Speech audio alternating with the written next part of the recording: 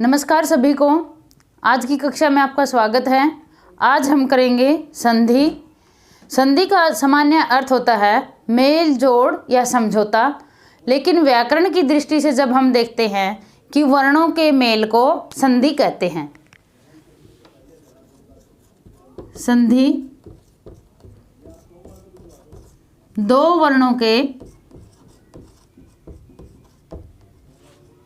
परस्पर या आपस में मेल से जो विकार उत्पन्न होता है या परिवर्तन आता है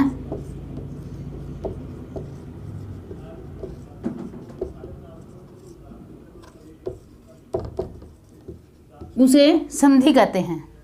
जैसे विद्या जमा आल्य, ये है विद्यालय।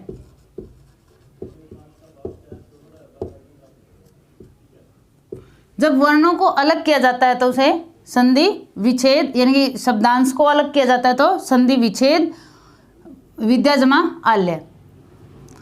अब हम संधि के भेद जानेंगे कि संधि के कितने भेद होते हैं। संधि के मुख्य रूप से 3 भेद हैं। नंबर 1 स्वर संधि, नंबर 2 व्यंजन, नंबर 3 विसर्ग संधि। अब हम स्वर संधि को देखते हैं कि स्वर संधि किसे कहते हैं। कि स्वर के बाद जब अन्य स्वर आ जाए उसे स्वर संधि कहते हैं। जैसे स्वर संधि के पहले हम भेद देखेंगे कि 5 भेद हैं। नंबर 1 दीर्घ संधि, गुण संधि,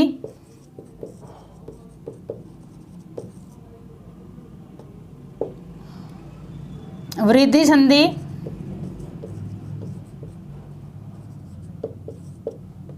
यण और अयादि संधि। अयादि ये पांचों ही स्वरों के बाद स्वर का मेल से बनी है। अगर हमें सिर्फ स्वर आ जाते हैं तो हमारे लिए ये एक जादू बन जाते हैं कि हम जब उनको स्वरों का हमें पता चल जाता है तो हमें संधि विच्छेद या संधि के मेल करने पर हमें दिक्कत नहीं आएगी। बिल्कुल आसान तरीके से हम सीखेंगे इनको पूरे विस्तार से। अब हम देखते हैं दीर्घ संधि। चलिए अब हम स्वर संधि पर चलते हैं। स्वर संधि के भेद करेंगे। सबसे पहले हम स्वरों को यहाँ लिख लेते हैं। ए, आ, ई, ऐ, उ, औ, री। इनको कई छोटा ई, बड़ी ई ऐसे भी बोलते हैं, लेकिन इनकी साउंड ई, ऐ, उ, औ है। ए, ऐ, ओ, औ, यहाँ तक है। ये हमारे 11 स्वर हैं और अंग और है जो है वो अयोगवाह में माने जाते हैं। हमारी संधि सिर्फ यहीं तक है जो हम स्वर संधि करते हैं। सबसे पहला भेद है दीर्घ स्वर में जो है दीर्घ संधि का। दीर्घ संधि में नाम से ही हमें पता चलता है, दीर्घ मतलब बड़ा, यानी कि जहाँ पर कोई भी मात्रा हो वो बड़े रूप में आ जाती है, बड़ी हो जाती है, वहाँ दीर्घ संधि होती है। इसमें क्या है, ए, आ, ई के बाद आ, ए, आ, ई, ऐ, उ, औ आ जाते हैं तो ये बड़ी मात्रा बन जाती है। ए के बाद ए या आ आने से आ, ई के बाद ई या ऐ आने से ऐ, उ के बाद उ या औ आने से औ की मात्रा बन जाती है। अब हम दीर्घ संधि के उदाहरण के माध्यम से समझते हैं कि सत्य जमा अर्थ, यह क्या है, व्यंजन है। व्यंजन में ए जुड़ा होता है जो स्वर, क्योंकि व्यंजन की परिभाषा ये जो स्वरों की सहायता से बोले जाते हैं, यानी कि यह प्लस में अ तभी यह बनता है। ए इसमें पहले है, ए और ए मिलकर अ, सत्यार्थ। रेखा प्लस अंकित, इसमें आ है, यहाँ पर ए है, तो क्या बन गया अ, रेखांकित। ये इसमें ये फर्क नहीं है कि पहले ए आए या आ आए, ए और ए होगा तब भी आ और ए होगा तब भी आ, ये चारों वर्णों में ही ये मात्रा चलती है। परीक्षा प्लस में अर्थी, आ और ए, परीक्षार्थी। गिरी प्लस में ईस, यहाँ छोटी ई और आई, इसको क्या बनेगा गिरीश, बड़ी ई की मात्रा। भू प्लस में ऊर्जा, भूर्जा। लघु प्लस में उपदेश, लघु उपदेश। उ प्लस में उ, लघु उपदेश बन जाता है ये। अब हमने स्वर संधि कर ली है, स्वर संधि के बाद हम चलेंगे गुण संधि की ओर। स्वर संधि में हमने देखा था ए और आ का आ, ई और ऐ का ऐ, उ औ का औ, यानी कि हमने यहाँ तक इन स्वरों का प्रयोग कर लिया था। अब हम इनके जोड़े बना लेते हैं गुण संधि में। ए आ के बाद अगर ई ऐ हो तो ए बन जाता है, हम यहाँ तक पहुँच गए हैं। और यही रखो ए आ को ही, ए आ के बाद उ औ आता है तो ओ बन जाता है, यानी कि ये आई नहीं है, ध्यान रखना है, ओ बन जाता है।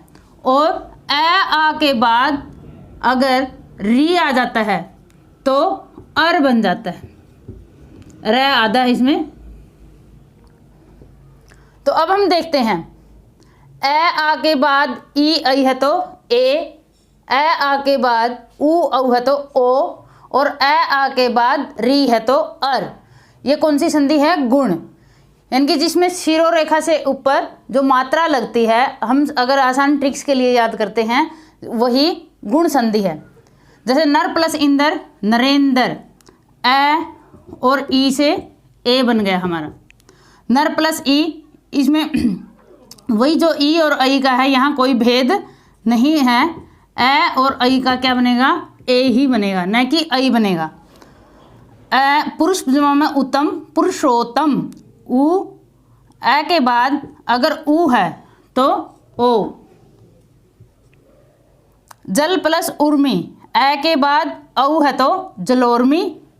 सप्त प्लस ऋषि, अर है जो रे आधा है, हमेशा आधा रे ऊपर लिखा जाता है। सप्त प्लस ऋषि, सप्तऋषि। ऐसे ही महा प्लस ऋषि, महर्षि। तो हमारी गुण संधि जो है यहाँ तक हमने कर ली है। अब हम करते हैं स्वर संधि का तीसरा भेद, वृद्धि संधि, जो नाम से ही हमें पता चल जाता है कि वृद्धि होना यानी कि बढ़ना। ए आ के बाद हमने ये सब कर लिए थे, अब बारी आई यहाँ पर ए आ के बाद ए या ऐ, कौन सा भी हो तो ऐ बन जाता है। और ए आ के बाद ओ और औ हो तो औ बन जाता है। जैसे ए आ के बाद ए या ऐ ए आ के बाद ओ या ओ औ। सीधा अगर हमने वर्ण या शब्दों में ही देखना है तो ये ऊपर की दो मात्राएं आप याद रख सकते हो। जैसे एक जमा में एक, एकैक। परम जमा में ऐषण, परमेषण। यहाँ क्या है ए और ए से, ए और ऐ से ऐ। महा प्लस ऐश्वर्य, आ प्लस में ए से ऐ से महेश्वर्य। जल प्लस में ओग, ए और ओ से जलोग, औ। महा प्लस ओजस्वी, महोजस्वी। आ और ओ से औ। महा प्लस औषध, महोषध। आ और औ से औ बन जाता है। अब हम आते हैं यण संधि की ओर। इसका सीधा सा एक तरीका है कि इनके जो स्वरों के मेल के बाद तुरंत बाद यह आ जाता है, तो इसको इससे ही हम याद कर रख सकते हैं कि अब हमने ए आ का सभी स्वरों के साथ मेल को जान लिया था। अब आता है ई ऐ के बाद कोई भी भिन्न स्वर हो तो यह बन जाता है। उ औ के बाद कोई भी भिन्न स्वर हो वह, री के बाद कोई हो तो अर बन जाता है। अब हम लेते हैं ई को। इति प्लस आधि, यहाँ पे ई और ए है, तो इसका एक तरीका है ये, यह नियम है कि ये जो वर्ण होता है ये आधा बन जाता है जब इनका मेल करते हैं हम। इति प्लस आधी इत्यादि, तय को आधा कर दिया, ई और ऐसे यह बन गया इत्यादि। अति प्लस उत्तम में तय को आधा कर देते हैं और ई और ऊ से यह बन जाता है अत्युत्तम। नी प्लस ऊन से न आधा और न्यून, क्योंकि यहाँ औ है। सु प्लस आगत से स्वागत, स को आधा कर देते हैं और ऊ और ऐ से वह बन जाता है। आ की साउंड है तो आ की साउंड बन जाती है स्वागत, मात्रा बन जाती है। वधु प्लस में आगमन, हमें ये वाली मात्रा नहीं देखनी है क्योंकि इसके और इसके मेल से तो यह वह हमारे बन रहे हैं। अब हम देखते हैं वधु प्लस आगमन वधवागमन। एक है मातृ प्लस में इच्छा मातृइच्छा। हमने ये व्यंजनों में और स्वरों में जो पढ़ा था, स्वर व्यंजन जब हमने किए थे कि री जो है एक संस्कृत की मात्रा है, ये हमेशा तत्सम शब्दों के साथ ही आती है, जैसे मातृइच्छा, पितृ प्लस आज्ञा पितराज्ञा। अब हम स्वर संधि के 5वां भेद या जो आखिरी भेद है उसकी ओर आते हैं, अयादि संधि।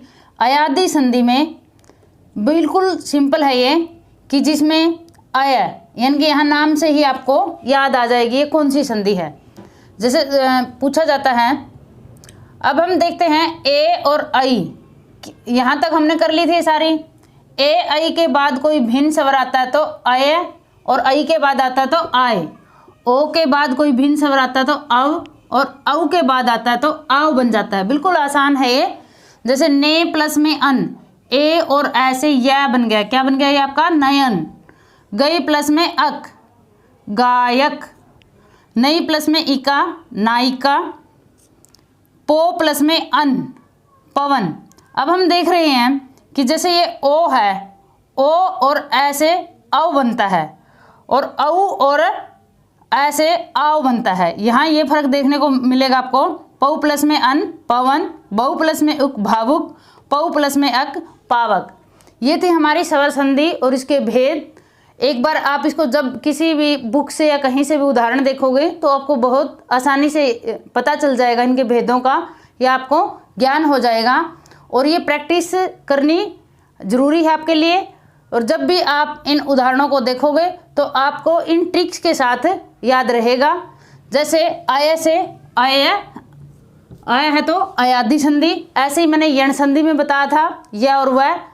और इन्हीं ट्रिक्स के साथ आपने इन संधि के उदाहरणों की प्रैक्टिस करनी है, अभ्यास करना है।